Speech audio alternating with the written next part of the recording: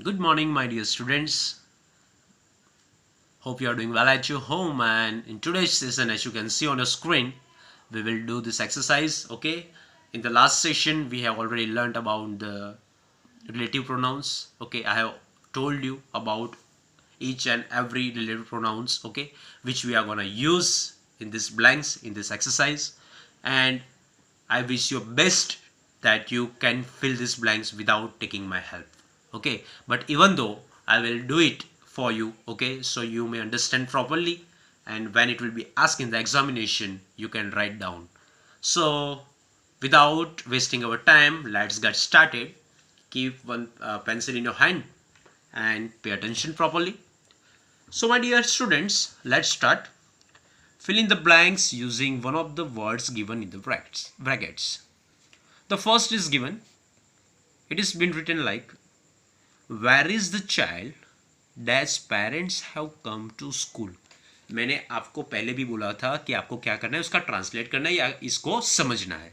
पहले सेंटेंस को समझो. Okay, where is the child, वो लड़का कहाँ है जिसके पेरेंट्स स्कूल में आए हैं.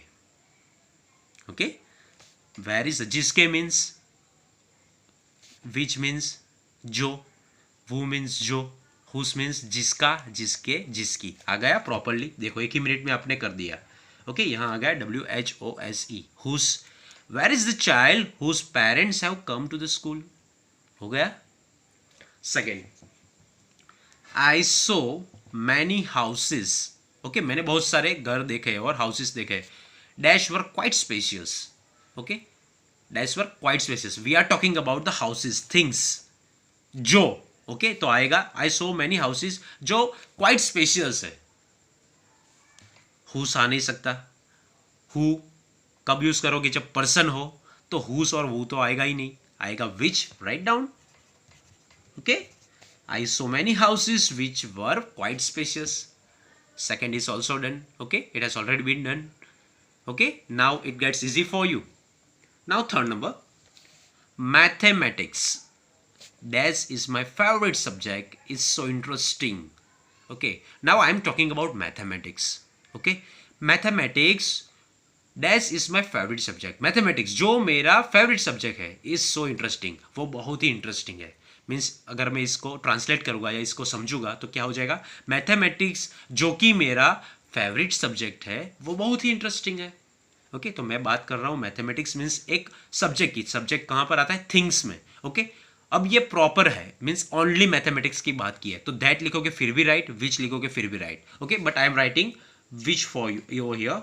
Which is my favourite subject because particularly I am using which for the mathematics subject.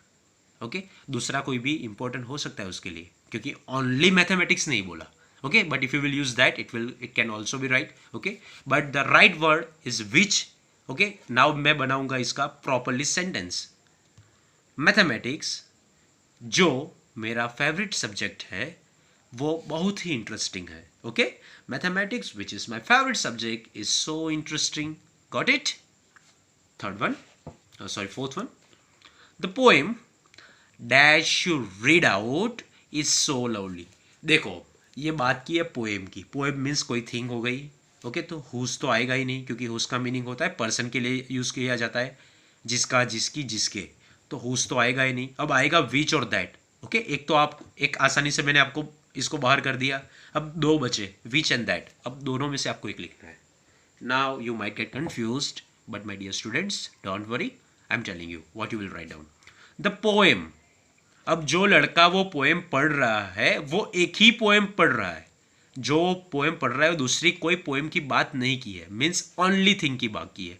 तो जब ओनली थिंग की बात कर रहे हैं, that comes that. Okay, where comes that. So the poem जो आप पढ़ रहे हो वो बहुत ही लवली है. यहां पर मैंने बोला ना.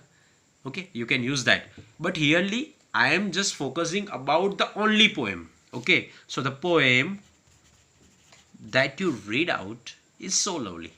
जो पोएम आप पढ़ रहे हो ना वो बहुत ही लवली है. Got it, got my point.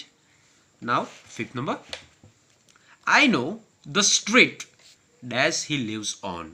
अब देखो आपका घर जो होगा वो प्रॉपर जगह पे ही होगा.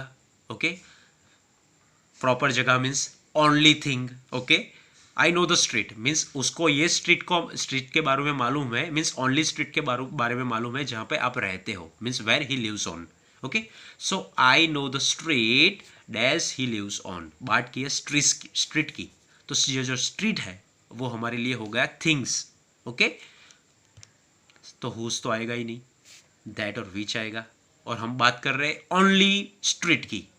क्यों ओनली स्ट्रीट की बात कर रहे हैं? क्योंकि हम वो बताना चाहते हैं जहां पर वो रहता है, तो वो 4-5 जगह पे तो नहीं रहता, एक ही जगह रहता है. तो we will write down I know the street that he lives on.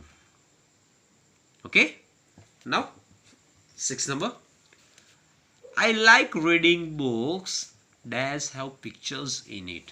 ये भी एक प्रॉपर. ओके, देख लो अब ये क्या है. आई लाइक रीडिंग बुक्स, मुझे बुक्स तो पसंद है, लेकिन कैसी पसंद है? एक ओनली थिंग की बात कर रही थी कि जो बुक्स में पिक्चर्स होते हैं, मीन्स बहुत सारी चीज़ों में से कोई एक चीज़ को लेना. Okay, I like reading books that have pictures in it, जिसके अंदर पिक्चर होते हैं, जिसके नहीं, जो पिक्चर्स वाली होती है. Okay, that have pictures in it. Okay, so यहाँ क्या क्या, वो तो नहीं आएगा क्योंकि हूँ हम यूज़ करते हैं पर्सन के लिए. तो यहाँ पर आ जाएगा आई like reading books that have pictures in it. मुझे वो बुक्स पसंद है जिसके अंदर और जो पिक्चर से बनी हो. ओके, यहाँ पर आ जाएगा जो बुक्स पिक्चर से बनी हो, जिसमें पिक्चर्स हो. ओके, सो ओनली थिंग की बात की है, यहाँ पर आएगा that. And the last one is remaining right now which we are gonna finished. The old lady, person के बारे में बात की है. ओके, पहले ये देख लेना नाउन क्या है. नाउन है पर्सन. सो पर्सन नाउन है, मीन्स दैट भी नहीं आएगा, विच भी नहीं आएगा, डायरेक्टली लिख दो हुम. फिर समझना, the old lady whom I met in your house is my neighbor. जो लेडी से, जिस लेडी से, ओके, जिस लेडी से मैं आपके घर पे मिला था वो मेरी नेबर निकली या मेरी नेबर है. whom का मीनिंग क्या होता है? जिससे. ओके, जिससे.